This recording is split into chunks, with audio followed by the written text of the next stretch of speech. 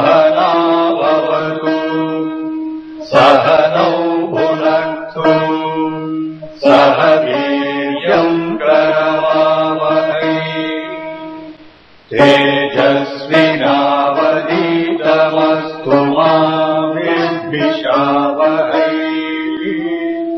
ॐ शान्ति शान्ति शान्ति। जय गुरुदेव। गुरुर्ब्रह्मा गुरुर्विष्णु गुरुदेवो महेश्वरः गुरुः साक्षात् परम ब्रह्म तस्मै श्री गुरुवे नमः। अर्चनी वंदनी प्रातः स्मरणी परम पूजनी गुरुदेव के चरणों में बारंबार वंदन कर आरंभ करते हैं। बहुत समय से जिज्ञासा भी थी, इच्छा भी थी कि तत्व के विषय में, विशेष रूप से 5 तत्व आकाश, वायु, अग्नि, जल और पृथ्वी, इससे संबंधित प्रश्न उठते भी रहते थे और जिज्ञासु लोग, जिज्ञासु जन इच्छा भी रखते थे जानने की। उसको ध्यान में रखते हुए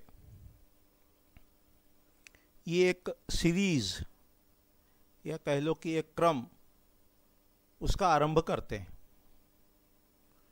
तो जितने ये तत्व हैं, ये अलग अलग फिलॉसफी कह लो, दर्शन कह लो, उसके अनुसार इनकी संख्याओं में भी अंतर है। 5 तत्व तो अपन जानते हैं, इनको कई बार पंच महाभूत भी कहते हैं। लेकिन वास्तव में इन तत्वों की भी उत्पत्ति कैसे होती है और आरंभ कहाँ से होता है, उसको देखने का, समझने का प्रयास आज के पाठ में करते हैं। ये इंट्रोडक्टरी है, इसमें केवल परिचय अपन लेंगे। सांख्य की दृष्टि से जाते हैं तो तत्वों की संख्या 23-24 के आसपास मिलेगी। आगम की दृष्टि में जाएंगे तो 36 मिलेगी। और ज़्यादा गहराई में जाएंगे तो इनकी संख्या 108 मिलती है। 108। तो अपन सभी विषय देखेंगे, धीरे धीरे विषय में प्रवेश करेंगे, गहराई में जाएंगे और विषय को देखने का, समझने का प्रयास करेंगे। अपने यहाँ किसी लेक्चर में हमने कहा कि जो अपना धर्म है ये सनातन धर्म है, सनातन धर्म। और अपनी जो पद्धति है पूजन इत्यादि की, तो उसको अपन अलग अलग संप्रदाय कहते हैं। तो हिंदू एक संप्रदाय है और धर्म अपना सनातन है। और सनातन धर्म में जो कुछ भी है उसकी कसौटी है कि वो वेद प्रतिपादित होना चाहिए, वेद प्रतिपाद्य होना चाहिए, वेद में उसकी अनुमति होना चाहिए। वेद को अपन संबोधन की दृष्टि से आगम, निगम ऐसे 2 शब्दों का प्रयोग भी किया है। ये कहना उचित तो नहीं है कि सैद्धांतिक और क्रिया, लेकिन फिर भी जो ज्ञान प्रधान है, जिसमें ज्ञान का प्राधान्य है, उसको अपन निगम कहते हैं, निगम।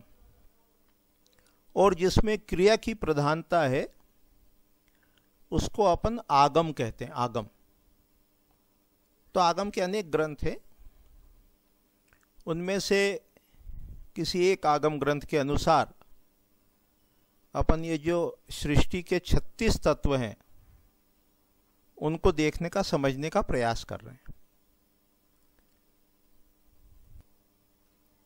इसमें जो शुरू के 5 तत्व हैं, 36 तत्व का विवरण अपन देख रहे हैं, उसमें शिव, शक्ति, सदाशिव, ईश्वर और शुद्ध विद्या, ये जो 5 हैं ये शुद्ध तत्व हैं, शुद्ध तत्व।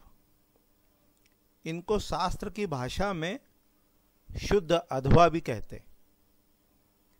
और इनके अलावा जो 31 हैं ये अशुद्ध हैं, इसको अशुद्ध अध्वा भी कहते हैं। अपन धीरे धीरे संक्षेप में इनको समझने का प्रयास करेंगे कि ये शिव क्या है, शक्ति क्या है, सदाशिव क्या है, ईश्वर क्या है, शुद्ध विद्या क्या है। और फिर जैसे ही वो माया आई, माया, तो फिर कौन कौन से 5 आ गए, कला, विद्या, राग, काल और नियति, फिर पुरुष और प्रकृति। यहाँ से वो 25 तत्व जो हैं वो सांख्य के शुरू हो जाते हैं, सांख्य के। ये सांख्य शुरू हो गया। इसके बाद ये इतना जो है ये सांख्य आ गया, 25 तत्व ये सांख्य के आ गए, तो ये सांख्य शुरू हो गया।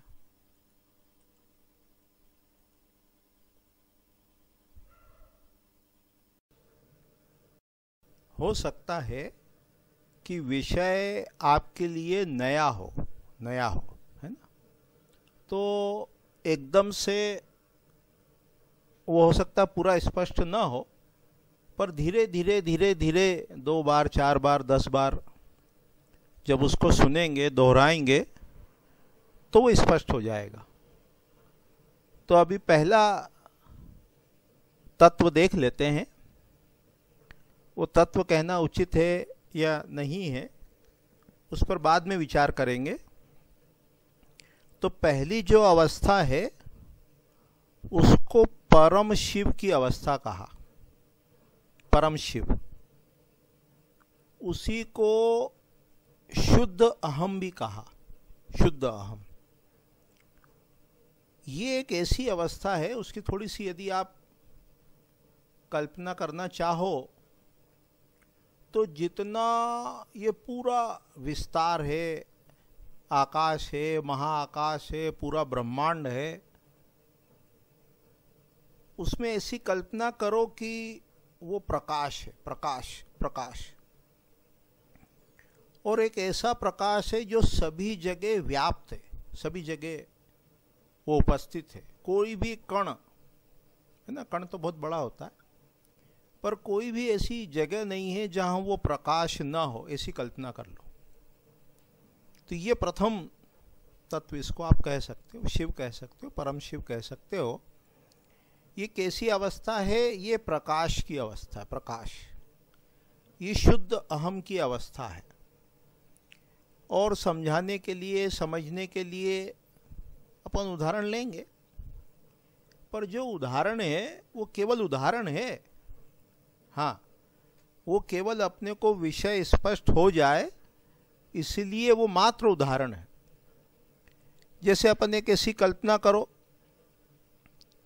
समुद्र की, जितना भी उसमें लहरें हैं, लहर, वो सारी लहरों का मुख्य सोर्स क्या है? वो समुद्र है। पर अभी कैसा है? अभी शांत है, अभी लहर नहीं है उसमें। तो पूरा जो है वो समुद्र है, और समुद्र के अतिरिक्त कुछ नहीं है। ऐसी कल्पना कर लो। चाहो तो एक ऐसी आकाश की कल्पना कर लो जिसके अंदर सब कुछ है, सब कुछ। जितनी भी पूरी ये सृष्टि है, वो सारी की सारी सृष्टि, पूरी की पूरी सृष्टि, वो एक आकाश कह लो, महाआकाश कह लो, उसके अंदर है। तो वो जो आकाश है जिसमें अभी स्पंदन नहीं है, वाइब्रेशन अभी नहीं है, पूरा शांत है, प्रशांत है, ऐसा पूरा आकाश की कल्पना कर लो, वो शिव तत्व है।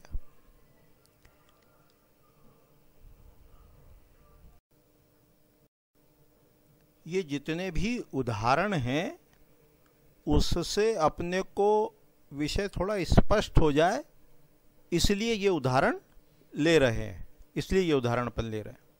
एक उदाहरण चाहो तो दर्पण का समझ लो। दर्पण में पूरा विश्व दिखाई देता है। चाहो तो पर्दे का समझ लो, दर्पण को अपन आगे देखेंगे। पर्दे पर जितने भी चित्र हैं उन सबको सत्ता कह लो, स्थान कह लो, जो दे रहा है वो पर्दा है। और पर्दे के अतिरिक्त है कुछ नहीं, चाहे वो चील दिख रही है, चाहे कबूतर दिख रहा है, चाहे पुरुष दिख रहा है, चाहे झाड़ दिख रहा है, वो पर्दे के अतिरिक्त है कुछ नहीं। विद्युत के उदाहरण में ऐसा समझो कि विद्युत में जितने भी उपकरण लगे हुए हैं, चाहे हीटर है, गीजर है, कूलर है, बल्ब है, ट्यूबलाइट है, माइक है, वो सब के अंदर जो प्रवाहमान है वो विद्युत है। तो अभी अन्य उदाहरण को छोड़कर समुद्र और आकाश, ये दो उदाहरण, और विशेष रूप से आकाश समझ लो, इस एक उदाहरण में ये बिठाने की कोशिश करना कि जो शिव तत्व है वो व्यापक है, सब जगह है और प्रकाशवान है, प्रकाश है। तो इस अवस्था को शुद्ध अहम की अवस्था कहते हैं। अहम का मतलब घमंड मत समझ लेना, अहम मतलब मैं हूं, ऐसी अवस्था। पर ये संकुचित अहम नहीं है, सीमित अहम नहीं है, ये व्यापक है, व्यापक व्यापक, इसलिए इसका नाम दिया शुद्ध अहम। तो ये एकदम संक्षेप में परिचय हुआ कि जो पहली अवस्था है, पहला तत्व है परम शिव, वो क्या है? तो वो सत्ता है, वो प्रकाश है, वो शुद्ध अहम है ना? ये पहला तत्व है। धीरे धीरे धीरे धीरे बार बार सुनते सुनते सुनते सुनते ये पूरे 36 तत्व आपको स्पष्ट हो जाएंगे। तो जितना अभी समझ में आए पहली बार में उतना ठीक है, बाकी बार बार सुनेंगे तो और स्पष्ट होता चला जाएगा। तो प्रथम तत्व है परम शिव या शिव, और ये शुद्ध अहम है। अनुभव की दृष्टि से थोड़ा समझने के लिए, तो मान लो कभी ऐसी अवस्था रही हो कि आप सोए हुए हो, सोए हुए, सपना नहीं है, और सोने के बाद आप जग गए, पर पूरे नहीं जगे, अभी जगने की आरंभिक अवस्था हुई, जगना स्टार्ट हुआ, जस्ट जगने की जो पहली अवस्था है, पहली अवस्था। कभी कभी ये स्थिति आ सकती है, हो सकती है, बन सकती है कि उस समय एक ऐसी अवस्था है कि आपको केवल एक अंदर से अनुभूति हुई है और कोई भी विचार नहीं है कि मैं कौन हूँ, कहाँ हूँ, किस जगह हूँ, कहाँ सो रहा हूँ, दिन है कि रात है। केवल अपने को एक अनुभूति है बस व्यापकता की। उस अवस्था से थोड़ा बहुत इसको अपन जान सकते हैं कि ये जो परम शिव दशा है या शिव दशा है वो कैसी होती है। उसके बाद अगला जो तत्व कह लो उसका नाम है शक्ति। वो जो शिव दशा है, सत्ता है, प्रकाश है, वो प्रकाश जड़ नहीं है। वो कैसा है? वो चैतन्य है, चैतन्य, चैतन्य। जैसे पर्दा जड़ है, दर्पण जड़ है, कौन प्रतिबिंब पड़ा अंदर नहीं जानता, लेकिन ये जो शिव सत्ता है, प्रकाश है, ये प्रकाश जड़ नहीं है, ये चैतन्य है, चैतन्य। ये अपने को जानता है, ये स्वयं को जानता है।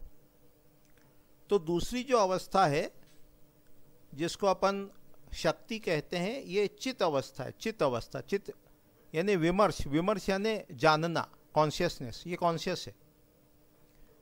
और जो शिव है उसकी ये जो शक्ति है, शिव की ये जो विमर्श शक्ति है, विमर्श यानी जानना, कॉन्शियसनेस, उसको शास्त्र में नाम दिया विमर्श। शिव को नाम दिया प्रकाश।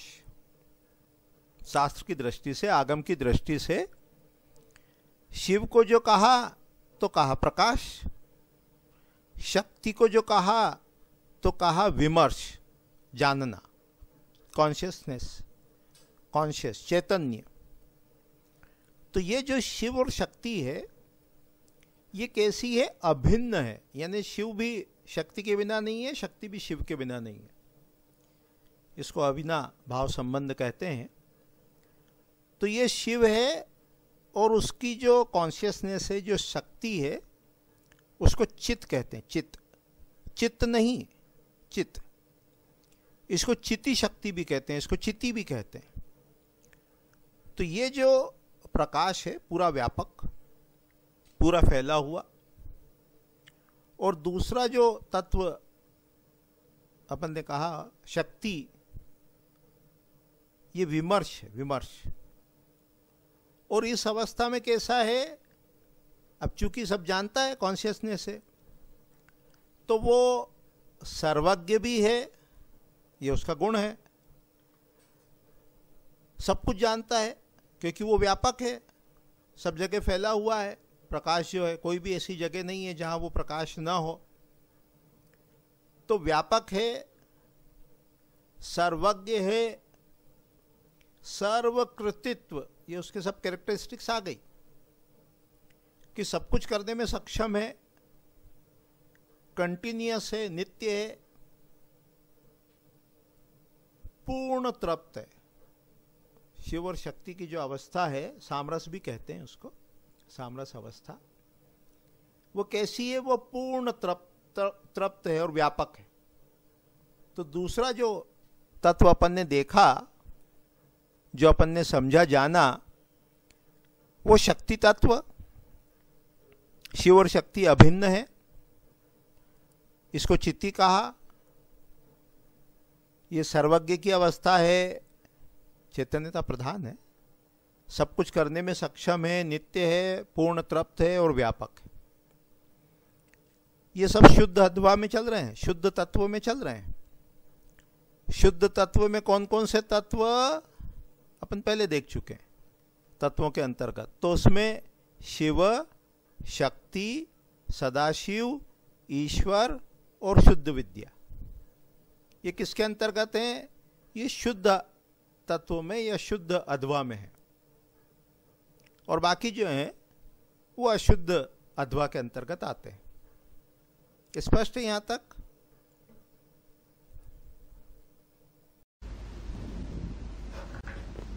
ओम शांति।